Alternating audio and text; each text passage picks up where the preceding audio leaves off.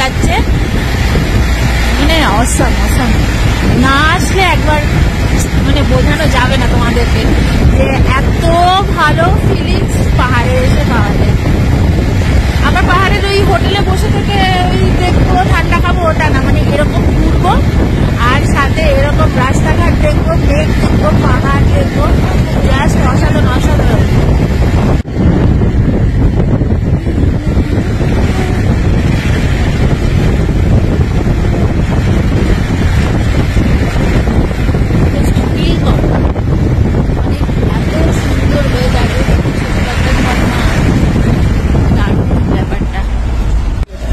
রাস্তাটা দেখো একদম কুয়াশা ভর্তি, মানে মেঘ, পুরো মেঘ।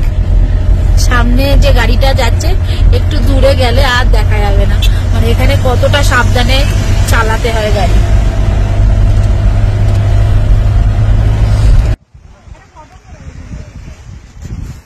তো দেখো পাহাড়ের কত ওপরে এখন আমরা কিন্তু চলে এসেছি, আর আমরা এখন হচ্ছে নাথুলার পথে।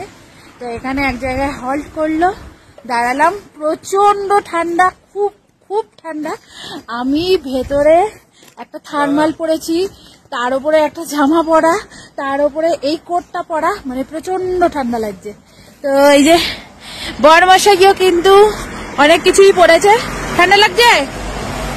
ইয়ে দেখো নাথুলা যাওয়ার পথে আমরা একটা রাস্তায় দাঁড়িয়েছি, যেখানে কিনা হাত মোজা, টুপি, রুমাল, যার যেটা প্রয়োজন, সোয়েটার, কোট, তারপর হচ্ছে বড় বড় এই যে এই জুতোগুলো, বরফে যেগুলো তোমরা পরবে সেরকম জুতো কিনতে পাওয়া যায়। তো এগুলো কিনতে ভাড়া যেরকম ইচ্ছা যার সেটা নিয়ে যেতে হবে এখান থেকেই।